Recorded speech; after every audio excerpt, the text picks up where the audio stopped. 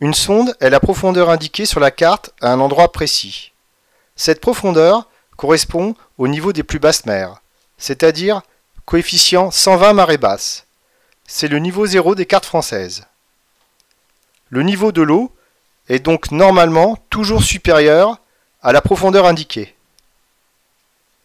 Une sonde positive de 2 mètres, comme celle du croquis, indique une profondeur de 2 mètres à coefficient 120 marée basse. Une sonde négative est une sonde soulignée.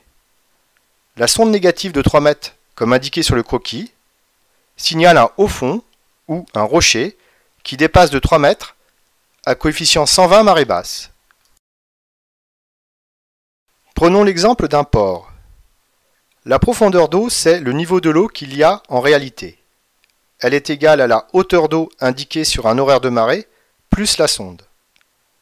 Si l'horaire de marée affiche une hauteur d'eau de 4 mètres, dans ce port, il y a une sonde de 2 mètres, une sonde positive.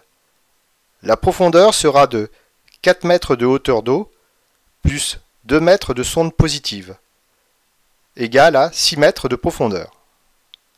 Si dans ce même port, pour une même hauteur d'eau de 4 mètres, il y a une sonde négative de 3 mètres, la profondeur sera de 4 mètres de hauteur d'eau plus moins 3 mètres de sonde négative.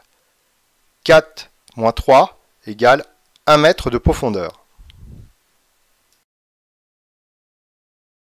Une sonde positive indique donc une profondeur supérieure et une sonde négative, qui est soulignée, un haut fond ou un rocher. C'est un danger. Je tiens à vous préciser qu'une sonde entre parenthèses indique une sonde décalée par rapport à son emplacement réel. Voici comment on calcule une heure marée.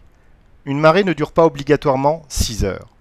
Par fort coefficient, au-dessus de 110, elle peut durer 6h30.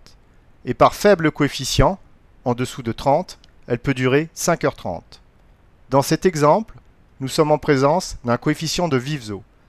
La basse mer est à 3h45 et la pleine mer à 10h15.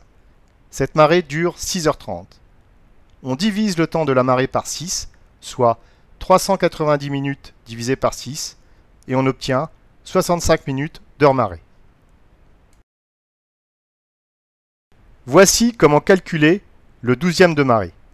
Vous devez d'abord calculer l'amplitude de la marée ou le marnage, qui est égal à la différence entre la pleine mer et la basse mer, soit, dans cet exemple, 7,25 mètres moins 1,1 mètre, soit 6,15 mètres. Le 12e correspond au marnage divisé par 12, soit 6,15 mètres divisé par 12, nous obtenons 0,512 mètres. Le calcul de l'heure marée et du 12e nous permet d'observer l'évolution de la marée. En première heure marée, la mer monte d'1/12e. En deuxième heure marée, de 2/12e. En troisième heure marée, de 3/12e. En quatrième heure marée, de 3/12e. En cinquième heure marée, de 2/12e. Et en sixième heure marée, d'1/12e. Le tout fait 12/12e, soit le marnage 6,15 mètres. Nous observons que le courant est le plus fort en troisième et en quatrième heure marée. Voici comment évolue notre marée.